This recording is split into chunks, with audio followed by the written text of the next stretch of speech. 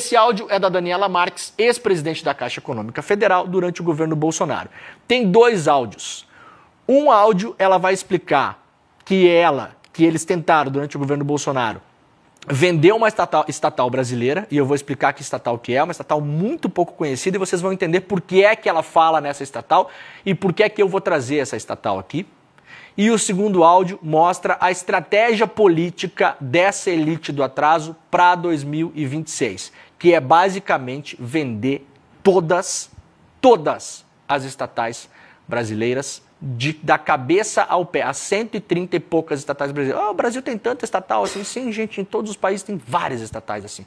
Estatal de água, de energia, de esgoto, de pesquisa científica, de banco de sangue, de não sei, tudo que é tipo de coisa. Pequenas, grandes, enormes, minúsculas, tem tudo que é tipo de coisa. Vamos lá então, ó. Primeiro áudio, ela vai falar sobre o que tentaram fazer no governo Bolsonaro com uma empresa brasileira pública, de ponta na evolução tecnológica, muito pouco conhecida, e depois eu vou mostrar alguns dados aqui, e aí a gente vai desvendar o projeto dessa galera para 2026, que ó, tá ali, né? Tá ali. Então, se você quiser saber o que pensa a elite do atraso, onde o pessoal do dinheiro vai apostar a eleição de 26 e o que acontece caso essa gente ganhe a eleição, tá tudo aqui nesse áudio de pouco mais de 1 minuto. Presta atenção nesse áudio, vamos lá. E eu vivi o processo do que foi, por exemplo, a gente tentou fechar a Ceitec, que é a empresa do chip do boi, 1 ano e meio correndo atrás aqui, agora vai no TCU, agora vai no Bloco J, agora vai lá no Supremo, você fica correndo, e depois de 1 ano e meio que a gente conseguiu fechar a Ceitec, que é uma estatal para produzir chip de boi, consumindo quase 200 milhões de reais por ano, mais já, né, 300 milhões de reais por ano de verba pública. Depois de 1 ano e meio, a gente conseguiu fechar, houve um recurso no TCU e eles já conseguiram reabrir. Me parece mais fácil reabrir do que fechar uma estatal. Mas existe, pegando essa como anedótica, mas a gente conseguiu fazer a desestatização e a privatização da Eletrobras.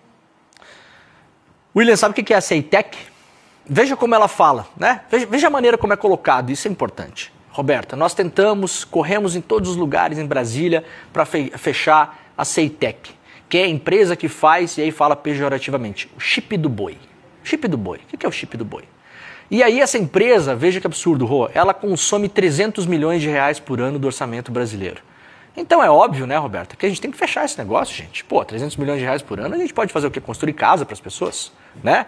Melhorar uma UPA, comprar ambulância, né? Então, é óbvio que se você escuta isso aqui, parece evidente a maneira como está colocada. O problema é o seguinte, meus amados e minhas amadas, nesta sexta-feira de meu Deus, a Ceitec é uma empresa que produz o que durante a pandemia convencionou se chamar de guerra dos chips. E que ontem o Trump deu especial atenção para isso, aliás, citou o nome de empresas nessa guerra dos chips. Lembra, Rô, que na pandemia não tinha carro para vender no Brasil? Porque não é porque faltava pneu, não é porque faltava gasolina, aço, faltava microchip.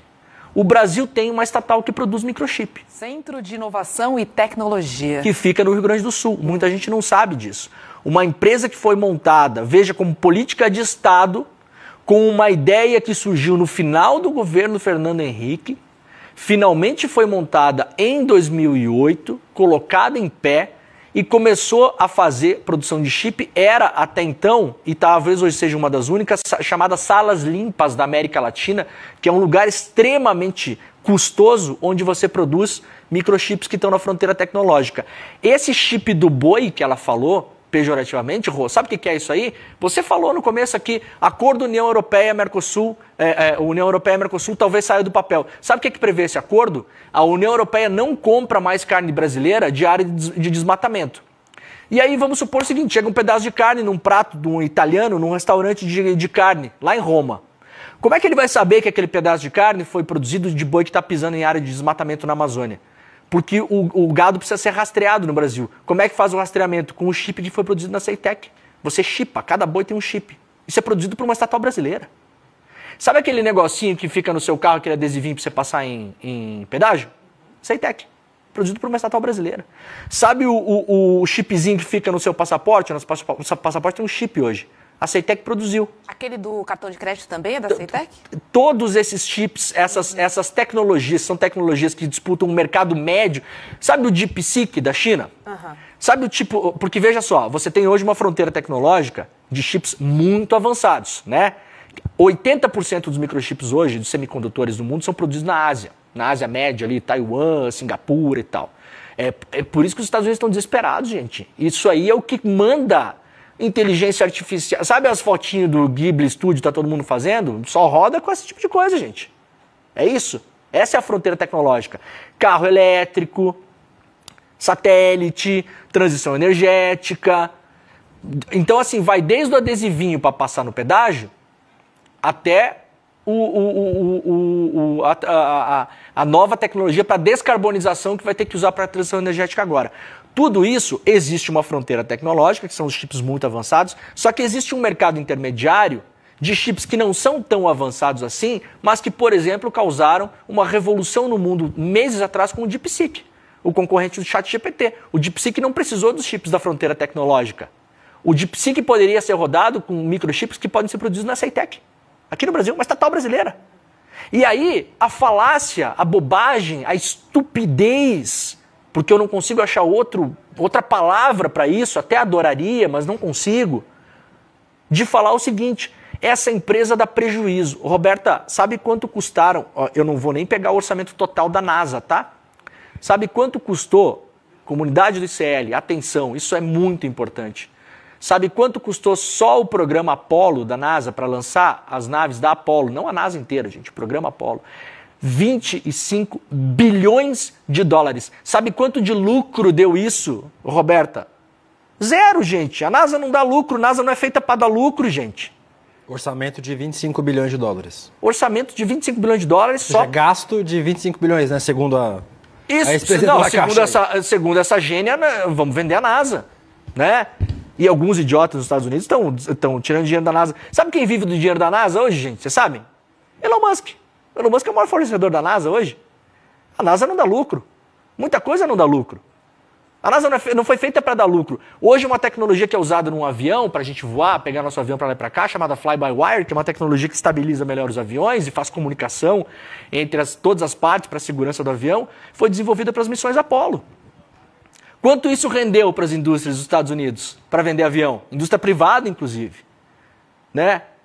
Então, assim, é de uma pequenez, é querer deixar o Brasil só para vender boi e soja, Roberta. É isso. É você olhar para uma empresa... Sabe, tem um outro trecho do vídeo que eu vou mostrar no final do comentário, daqui a pouco a gente vai chamar a Heloísa Vilela, já estamos estourando o horário, vou pedir para a Heloísa esperar 2 minutos para terminar esse raciocínio. Custa 300 milhões por ano. Primeiro, que é o seguinte, essas empresas de alta tecnologia, elas têm um tempo maior de maturação para começar a dar lucro. Então a gente estava desenvolvendo uma empresa, Rô, que foi abatida em pleno voo. Coloca para mim, Edu Souza, por gentileza, o primeiro gráfico, aquele que mostra o gráfico de lucratividade da CEITEC, para a gente ver. Olha o que os caras fizeram. Isso aqui, Rô, olha só, a CEITEC começou a operar em 2008, certo? Isso aqui foi me mandado pelo Adão Vilaverde, que é professor do Tecnopuc e professor desse assunto aqui, já foi secretário de Ciência e Tecnologia, entende muito da história, eu falei com ele ontem. Ela foi fundada em 2008 e ela vinha subindo a receita dela. Olha aqui, ó. Em 2024, portanto no ano passado, ela já começaria a dar lucro, viu, doutora da Caixa Econômica, se o problema é dar lucro. Se a empresinha lá tem que dar lucro ou ela não pode ser um hub para gerar tecnologia, para fazer o Brasil começar a avançar para a fronteira tecnológica, em vez de ficar vendendo galinha. Em vez de ficar vendendo ração para porco para a China. Que é isso que essa galera quer. E manter juro alto para ficar especulando na bolsa e ganhando com tesouro. Ponto final. Não quer que o Brasil seja um país avançado. Olha aqui, Rô, ela ia dar lucro. O que é que fez o governo Bolsonaro lá entre 20 e 21? Tirou todo o dinheiro da empresa e colocou ela para ser vendida. Abateu a CEITEC em pleno voo. Em pleno voo, Roberta. 2, 3 anos depois ela ia começar a passar a linha vermelha e dar lucro. Ia começar a ser uma empresa lucrativa em si e fora o espalhamento tecnológico que ela ia fazer. Esse gráfico em cinza mostra o lucro bruto, né? Isso aqui olha, isso aqui é o lucro bruto, isso aqui ia ser a receita, o lucro bruto ia chegar em 2024. Sim. A receita estava subindo. A CEITEC vendeu mais de 160 milhões de chips e outros produtos produzidos ali no Rio Grande do Sul. os uruguaios, os argentinos, todo mundo querendo o chip do boi. Esse é o projeto, isso aqui eu vou lembrar de novo, é uma reunião secreta lá deles, gravada, com um senador que está tentando vender a candidatura do Tarcísio para 2026 para essa gente. A cabeça dessa gente, William, não está em fazer o Brasil virar uma nova Taiwan. Não está em criar a nova Samsung. A Samsung era uma empresa estatal coreana, vocês sabiam disso? A Samsung era uma empresa estatal coreana que deu prejuízo durante muitos anos. Muitos anos, prejuízo. O que é a Samsung hoje, gente? Para fechar, que a gente vai chamar a Heloísa Vilela. O que aconteceu com os funcionários da Ceitec, William? Você sabe? 2020 e 2021, quando o governo Bolsonaro abateu a Ceitec em pleno voo, 80% deles foram trabalhar em duas empresas em Porto Alegre de design de microchip, uma americana e uma inglesa. Então, para além de tudo, a gente formou mão de obra ultra especializada de pessoas, o restante muitos foram morar na Ásia ou até nos Estados Unidos, ganhando salários de 30, 40 mil dólares por mês. É o famoso fuga de cérebros, né? Exatamente, gente. Esse é o projeto de país que essas pessoas não têm coragem de falar. Quando você vai nesses grandes fóruns, Edu Souza, eu não vou nem mostrar o outro vídeo era mostrando que eles queriam vender os Correios, que eles se consideram 1% e que eles querem saber do Ciro Nogueira como que eles fazem para o ano que vem para convencer a população para vender essas empresas todas. Não vai sobrar pedra sobre pedra. Esse é o projeto de Brasil. É o que a elite do atraso quer. É para esse lugar onde eles estão olhando. Você, Roberto, a desenvolver microchip, para, isso aí é coisa para japonês, isso é coisa lá para Taiwan, para americano. Você vai criar galinha, vai moer milho para vender ração, para alimentar porco na China. É isso que eles querem para o Brasil. Então, para além do que a gente mostrou essa semana, eu quis só fechar sexta-feira, porque eu acho que isso aqui mostra a visão de país dessa galera e para onde eles querem empurrar o Brasil a partir do ano que vem.